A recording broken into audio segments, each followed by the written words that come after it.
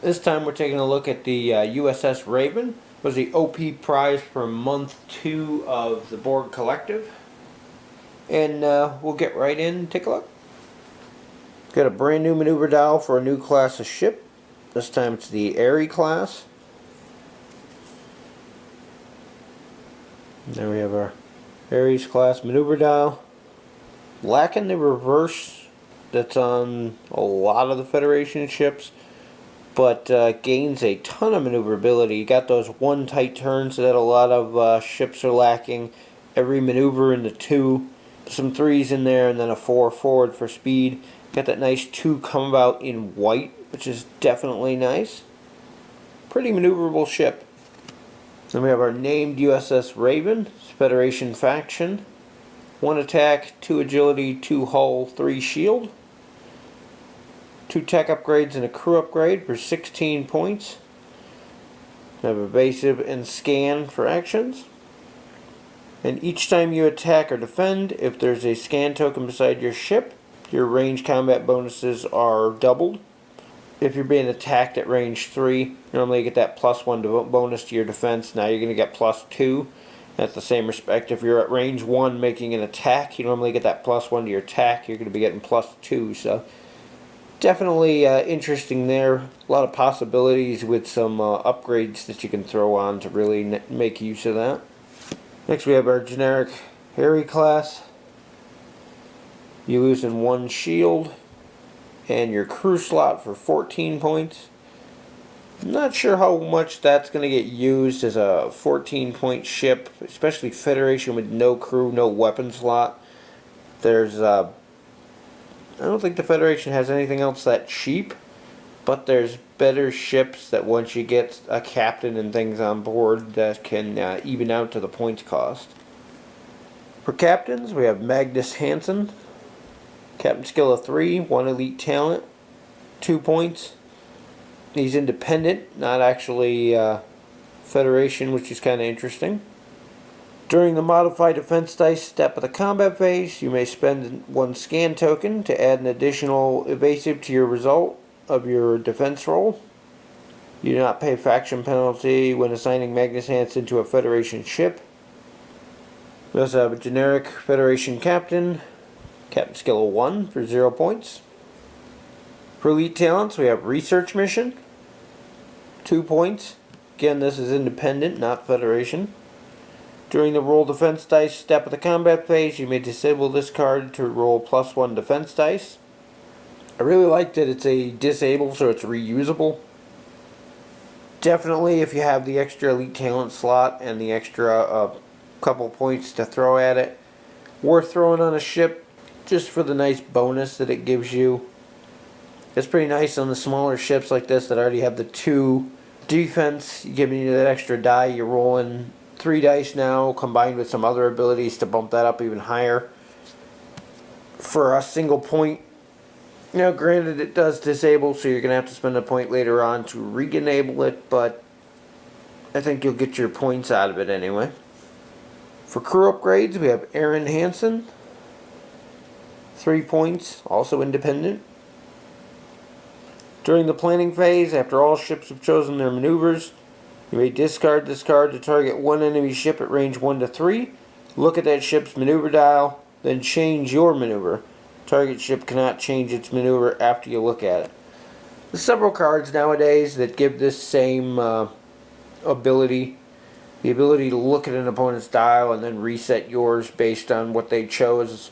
Really nice, especially with a ship that's this maneuverable. Problem is, this ship I see being used more as a support ship with those tech slots, maybe a mine layer. Something like this would be of more use on a larger ship or something that's going to be one of your main attack ships to make sure that you can get your opponents into your fire arcs. For tech upgrades, we have reinforced structural integrity, 5 points. Each time your ship takes damage, place 1 of the damage cards that your ship receives beneath this card. All excessive damage affects the ship as normal. You cannot place critical hits beneath this card. Once there are 3 or more damage cards beneath this card, discard this upgrade along with the damage cards beneath it. This upgrade costs 5 extra points for any ship other than the USS Raven. So right off the bat, it can only be used on the named version of this ship. It's a very nice card. It adds a lot of durability to a ship. Bumps this thing up effectively to having a 5 hull, which is nice.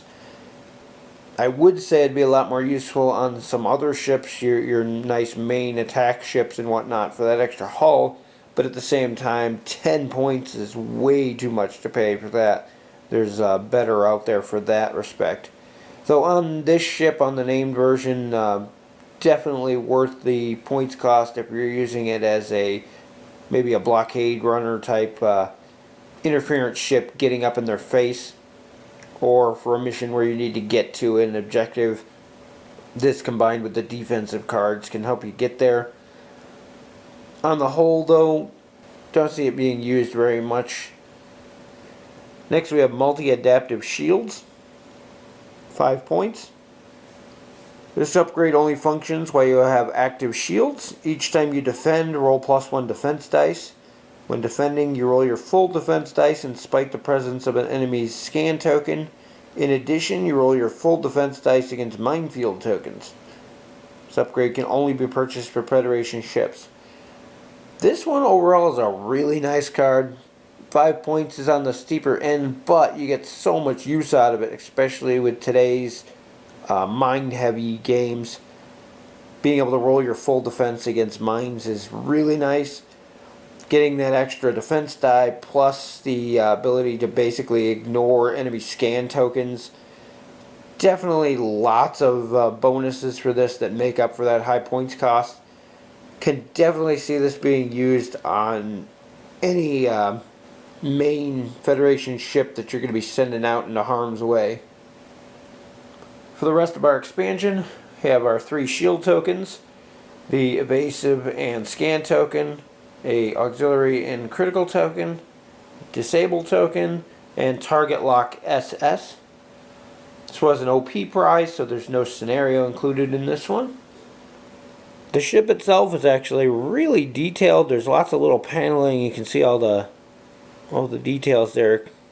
Hard to get them in camera. They tend to get washed out a little, but you can see quite a bit of it there. As with all the Federation ships, unfortunately, and a lot of the other ships, they didn't do a very good job of painting to actually do anything with those details. They just painted the nacelles. I think are about the only thing on this that actually has any color. Doesn't want to focus up close enough, but right here on the front of the nacelles, there's actually a little Federation logo, which is kind of interesting. But other than that, yeah, there's pretty much no paint on them. You have a little bit of blue on the sides of the nacelles there. For our base, you actually notice there's a gap on this side. My base when it came was off-center cut, so I actually had to trim a 1/8 of an inch or so off this side of the token to actually get it to even fit in the base. And even now, after doing that, it's still a pretty tight fit to get it in there. But you can see it's off-centered. Anyway, there's our base for the USS Raven. 90-degree front arc, no rear arc. And our base for the generic Aerie class with the same. Overall, it's a pretty average expansion here. The way prize ships should be, nothing majorly outstanding, but a few useful cards. It's a little weird with the crew and the elite talent being independent faction, but they fit in. Magnus Hansen having the ability to go on Federation ships with no penalties, nice. However, the other two do not have that ability. Probably the most outstanding thing in this is the MultiAdaptive Shields, which sadly, if you want to run multiples up, you're going to have to track down extras of this ship, because right now it's the only way to get those. The reinforced structural integrity field, while good on the named version of this ship, is pretty useless on anything else. And that's really all there is to this one. It's more of a fan favorite thing for collectors or die-hard Federation players, I see, than anything else. If you're not familiar with the ship, it's actually the one that 7 of 9's parents were on, which got taken over by the Borg, and that's how she got assimilated and everything to begin with.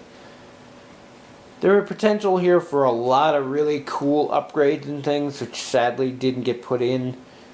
As I said, it's more of a fluff thing just to have for fans than anything really useful at this point. I mentioned earlier, because of the multiple text locks on there, it might be good as a mine layer. The only downside to that is the Federation antimatter mines require a rear firing arc, which this doesn't have. So you're limited to using cross-faction mines, which boost up the cost, which push the ship even to a really expensive target for your opponents to go after if you run it like that. So if you can find a good use for it, it's up to you. Honestly, other than the adaptive shielding, I think even as a Federation player, there's better expansions out there to go for. The ship itself is kind of cool looking. It's the only one of its class right now, so there's that going for it if you're a collector. Other than that, I don't see a lot of reason to go after one of these if you didn't manage to win one during the collective. Anyway, that's it for this one, and we'll see you in the next video.